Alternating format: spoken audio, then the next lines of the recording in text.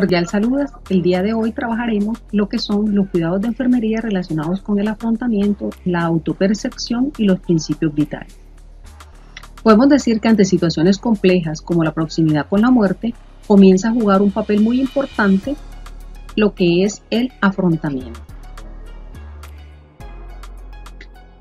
Podemos decir que ante diagnósticos graves de enfermedades graves, degenerativas e incurables surgen cambios en el estilo de vida de la persona, en su independencia, en sus expectativas con respecto a la vida, en sus relaciones y hasta en sus valores. De aquí que el afrontamiento son esas formas de reaccionar y de comportarnos que vamos desarrollando a lo largo de nuestras vidas para afrontar esas situaciones difíciles, dolorosas, complejas y estresantes, para que pueda surgir una adaptación. Hay unas fases de adaptación propuestas por dos autores como son Currey-Bloch y Spocken, pero podemos decir en esencia que estas no siguen una estructura secuencial y que pueden solaparse entre unas y otras y se puede retroceder entre una fase y otra, y que también puedan haber, que cada individuo, sigue una misma trayectoria y no son únicas de enfermedades terminales estas fases. Hablando un poco de la fase propuesta por Currey-Bloch, podemos decir que dentro de esa fase encontramos la fase de negación o aislamiento. Aquí podemos encontrar que el paciente lanza expresiones como esto no puede ser cierto, se han equivocado con el diagnóstico y hasta de pronto cambian de especialista o se hacen nuevos exámenes como para tratar de verificar que sí sea ese el diagnóstico, porque están en una fase de negación inicialmente. También podemos encontrar otra fase de indignación o de ira, y aquí vamos a encontrar que el paciente lanza expresiones como ¿por qué a mí? ¿Qué he hecho yo para merecer esto? La culpa la tiene el médico, la tiene tal persona. Entonces podemos decir que la persona le está culpando a otras personas, no a ella misma, de la situación que le está sucediendo. Otra fase también propuesta por este autor es el pacto o negociación. Aquí vamos a encontrar que las personas hacen pacto como si me curo, iré o haré tal cosa, me comportaré mejor o haré tal cosa, si me pongo bien prometo tal cosa. Entonces es muy frecuente que esto pueda ocurrir. También vamos a encontrar otra fase propuesta por Currey-Bloch, que es la depresión, donde la persona lanza expresiones total para lo que me queda de vida, qué más da, no voy a hacer, qué más da si voy a un tratamiento o no. Entonces siempre son pensamientos negativos. Y también encontramos otra fase que es la fase de adaptación, donde se pueden lanzar expresiones como he cumplido con mi propósito de vida, ya puedo morirme tranquila. Entonces son diferentes fases que podemos decir que no son secuenciales, y ya lo habíamos mencionado, sino que se puede dar en diferentes momentos.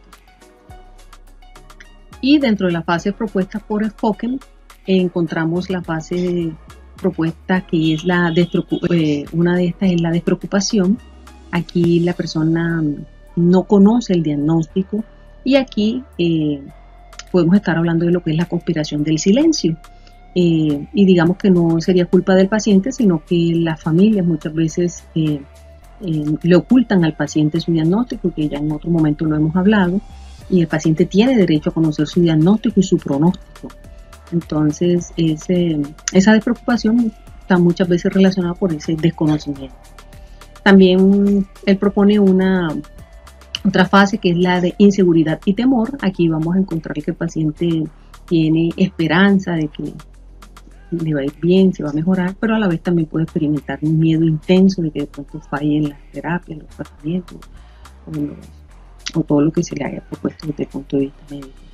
Y el paciente le surgen muchas preguntas por efecto de los tratamientos y cómo él se está sintiendo también. También hay una fase de negación. Aquí el paciente sabe o sospecha que tiene el diagnóstico, pero evita enfrentarse a esa realidad y trata de no hablar del tema o cambiar del tema o si se le pregunta. Y también hay una fase de verdad, que esta es una fase que se va dando de manera gradual y personalizada. Y también esta fase puede complementarse con la fase propuesta por Currey-Bloch.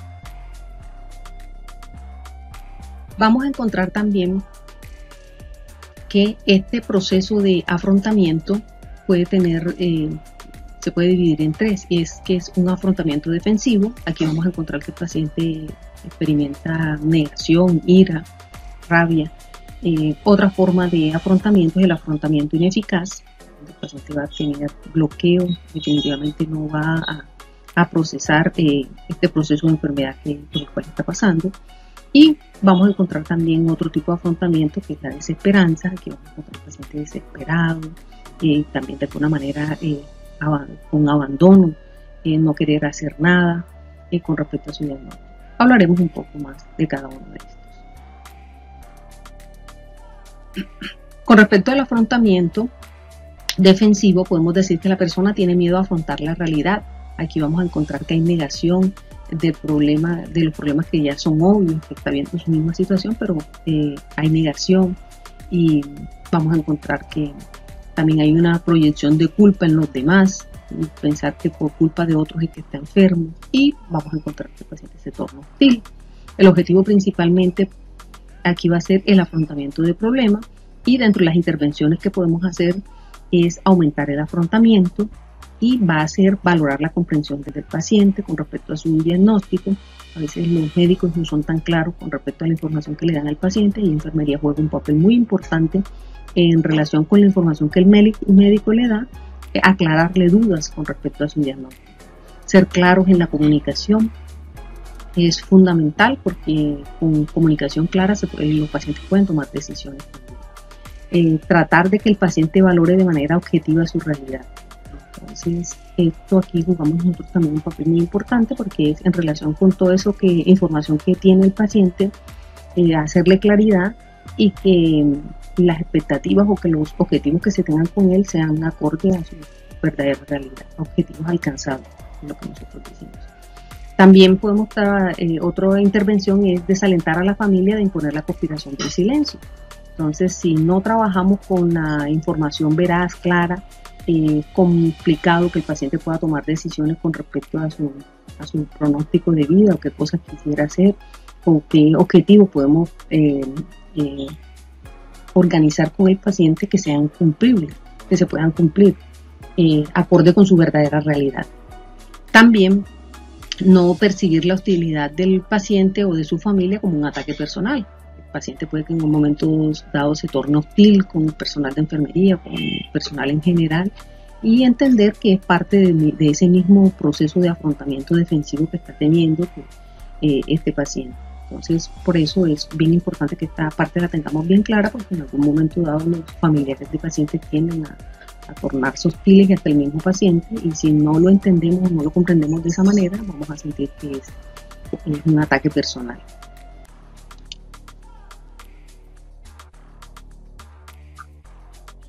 Otro aspecto importante a tener en cuenta es el afrontamiento ineficaz.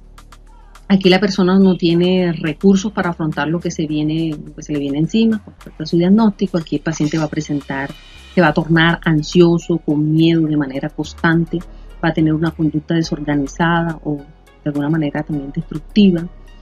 Puede presentarse el abuso de sustancias. El objetivo principal de esto va a ser el afrontamiento del problema, y dentro de las intervenciones lo que queremos es aumentar el afrontamiento, y vamos a tratar de que el paciente valore de manera objetiva su realidad. Vamos a favorecer de que el paciente se apoye con otros, puede ser familias o amigos o otros profesionales de la salud que puedan ayudarle en mejorar este afrontamiento. Y reforzar su autoestima, recordarle éxitos pasados en su vida, donde tuvo retos difíciles y que los pudo lograr. Eso es un aspecto bien claro que tenemos. Otra forma es la desesperanza, que encontramos que la persona no percibe alternativas y se muestra totalmente pasiva. Está relacionada con el abandono, deterioro físico, dependencia de otros, la pérdida de fe. Siente que, bueno, ya hasta aquí, ha perdido como esa esperanza. Y el objetivo principal va a ser la esperanza, reforzar esta parte de la esperanza. La intervención es dar esperanza, y dentro de las actividades que podemos realizar es alentar una esperanza realista, con respecto a su diagnóstico, qué tratamientos o qué acciones se pueden tomar que sean realistas acorde a su diagnóstico y su pronóstico. También podemos mirar o trabajar lo que es una vida más allá de la muerte, apoyarnos de acorde a la creencia que él tenga. Si practica alguna religión, entonces puede haber un apoyo importante desde su creencia, trabajarle fuertemente a esto para ayudar a que pueda mejorar su esperanza. Lo que queremos también es una muerte sin sufrimiento y sin dolor, por eso la importancia de que se establezcan protocolos a nivel institucional de manejo del dolor, del dolor, porque de alguna manera esto también, si el paciente es un paciente que de manera continua está con dolor, también va a sentir que ya no puede hacer más nada y va a percibir esta pérdida de fe o de esperanza. Otro aspecto importante es permitirle poder estar con lo suyo, con esas personas que quieren, permitirle también la entrada o llegada de líderes religiosos a los que pertenezcan, que esto también va a fortalecer su esperanza y su fe. Y otro aspecto importante es que es trascender, seguir viviendo con los demás en relación con lo que tienen. Entonces, por eso es bien importante que nosotros podamos apoyarnos con esos otros recursos, de esas otras personas que ayuden a que este paciente pueda tener esperanza. Porque si esto no mejora, de alguna manera todos los intentos o tratamientos que se puedan hacer para tratar de optimizarle su calidad de vida van a ser fallidos, porque definitivamente él no va a colaborar o va a abandonar el tratamiento. Aquí podemos ver algunas imágenes que de alguna manera son impactantes y que esto es lo que experimentan los pacientes ellos mismos, se ven y esto daña su percepción con respecto a su autoimagen. Y vamos a encontrar que va a haber una baja autoestima situacional que va a estar relacionada con ese deterioro funcional, cambios en su rol social, en sus pérdidas. Vamos a encontrar que van a tener pérdidas constantes, cambios en su imagen corporal y su sensación de impotencia o fracaso, sentir que se está deteriorando poco a poco y que no puede hacer nada. El objetivo principal va a ser la autoestima, y dentro de las intervenciones vamos a potenciar la autoestima, y aquí vamos a aumentar, o si no es posible, no limitar la autoestima del paciente, establecer objetivos realistas, evitar la frustración. Entonces, por eso es importante esos objetivos que sean realistas. Y refuerzo positivo, lo estás haciendo bien, acorde a los objetivos del plan que nos hayamos trazado con este paciente. Entonces, objetivos que sean realizables y hacerle este refuerzo positivo cuando se cumplen los objetivos. También vamos a encontrar trastorno de la imagen corporal, y esto está relacionado con lesiones tumorales, cutáneas, ictericia, caquexia, con la misma cirugía. Ya vimos estas imágenes anteriores. El objetivo principal también va a ser la parte de la autoestima, la imagen corporal, y dentro de las intervenciones, potenciación de la imagen corporal. Vamos a encontrar preparación al paciente para los cambios previsibles. Entonces, por eso es importante el diálogo con el paciente, mencionarle cuáles son las posibles consecuencias que puede tener o los cambios que te va a ir presentando, porque a medida que se va preparando, de alguna manera también va asimilándolo de mejor manera, no que de repente no tenga ni idea de qué es lo que va a suceder con él y empiece a ver estos cambios que son bruscos en su vida. Hablar de ello con el paciente, promover el diálogo también con la familia, no descuidar el aseo personal, es muy importante, y también identificar grupos de apoyos disponibles o programas en los cuales también se pueda apoyar el paciente. Un aspecto también importante es la parte de la espiritualidad. Podemos decir que este es un aspecto dinámico e intrínseco de la humanidad, a través del cual las personas buscan un significado, un propósito, una trascendencia, y que pueden experimentar una relación consigo mismo, con la familia, con los demás, con la comunidad, con la misma sociedad, con la naturaleza, con eso que para él es significativo, y con lo sagrado. Podemos decir que la espiritualidad se expresa a través de las creencias, también a través de los valores, las tradiciones y las prácticas. Este aspecto es muy importante en la vida de los pacientes, porque podemos decir que acorde a la espiritualidad de cada individuo, de alguna manera se pueda afrontar de mejor manera las enfermedades graves, degenerativas e incurables como que hemos venido trabajando. Podemos decir que la espiritualidad es un estado interno que está caracterizado por un sentimiento de integración con la vida y con el mundo. Y esta parte también se puede ver afectada por estas situaciones complejas como una enfermedad y que está en riesgo la vida del paciente o una enfermedad terminal. Y aquí podemos encontrar que puede haber un sufrimiento espiritual. Aquí la persona cree que su vida no tiene sentido, está relacionado con fuertes cambios vitales como el diagnóstico de una enfermedad grave. El objetivo es su salud espiritual, la intervención es el apoyo espiritual.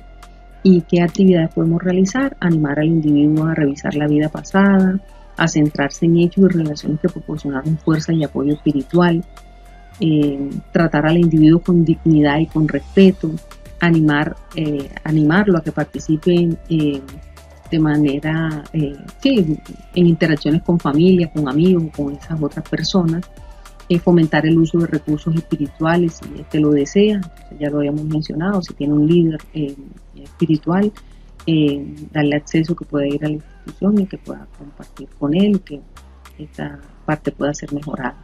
Ayudar al individuo a expresar y liberar la ira de forma adecuada, remitir a grupos de apoyo si es el caso que lo requiera, de autoayuda mutua o a programas que estén basados en la espiritualidad y según como sea conveniente a nivel institucional. Vamos a encontrar también deterioro de la religiosidad. Aquí vamos a encontrar deterioro de la capacidad para confiar en las creencias o participar en los rituales de una tradición religiosa en particular. De pronto se siente traicionado, de pronto a manera personal siente que fue una buena persona y que de repente se enfermó de algo que nunca pensó. También vamos a encontrar que se puede expresar la necesidad de volver a entrar en contacto con esas costumbres o creencias anteriores. De pronto esas personas que fueron muy religiosas en algún momento dado dejaron de serlo y enfermaron y entonces surge otra vez esa necesidad de volverse a tener en contacto con esas creencias que tuvo anteriormente. También está relacionado con crisis de la etapa del final de la vida. El objetivo va a ser esa salud espiritual, facilitar las prácticas religiosas y remitir a un consejero religioso de su elección. Importante que tengamos nosotros claridad que religiosidad no es lo mismo que espiritualidad. Podemos decir que la espiritualidad es esa búsqueda de sentido y significado de la vida. Es propia de cada ser humano y tiene que ver con esos fines y valores últimos. Y cuando hablamos de la parte de religiosidad, aquí nos vamos a centrar en esa adherencia a esas creencias y prácticas. Podemos decir que es algo compartido e implica componentes socioculturales y tradicionales. Ir ciertos días a congregarse, hacer cantos, lecturas, está relacionado con todo eso la parte de la religiosidad. Pero cuando hablamos de esa parte de la espiritualidad, estamos refiriéndonos principalmente a ese estado interno caracterizado por sentimientos de integración tanto con la vida como con el mundo. Entonces, por eso es importante tener esa claridad, porque vamos a encontrar pacientes que son espirituales pero no son religiosos. Y vamos a encontrar de pronto pacientes que son religiosos y que hay que trabajarle fuertemente la parte del espiritualidad. Aquí también podemos decir que en la religiosidad son esas expresiones de creencias que están relacionadas con Dios, se usan oraciones, actos, rituales, símbolos, objetos de culto, imágenes, sentimientos compartidos. Varias personas comparten esa misma creencia y se reúnen en cierto lugar para hacer ciertas prácticas religiosas.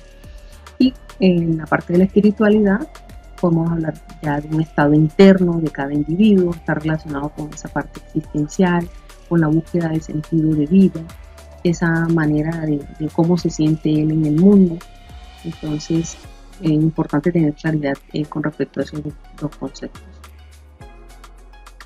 Y dentro del cuidado es importante que nosotros valoremos la parte de la espiritualidad en estos individuos, y por eso hay un cuestionario que se puede trabajar, que es el cuestionario GES, donde hay unas preguntas abiertas iniciales para facilitar ese clima opcional en momentos de estas situaciones complejas, y que podemos utilizar para poder determinar si estamos ante un deterioro de la espiritualidad de estos pacientes y poder hacer sus respectivas remisiones donde corresponde y mejorar la calidad de vida del paciente, porque en esencia al final es lo que se quiere que esta parte. En resumen de lo que hemos venido trabajando, podemos decir que es muy importante respetar el afrontamiento de las personas cuando se enfrentan a una situación de final de vida. Todas las personas no tienen el mismo estilo de afrontamiento, y que es importante dar información gradual, adaptada a cada paciente, pero siempre honesta, clara, con la verdad, y tener en cuenta la dimensión espiritual de cada individuo, sus principios y valores. Es muy importante porque de aquí va a ser la adherencia que ellos puedan tener al tratamiento y a todos los cuidados ofrecidos por nosotros. Muchas gracias. Hasta luego.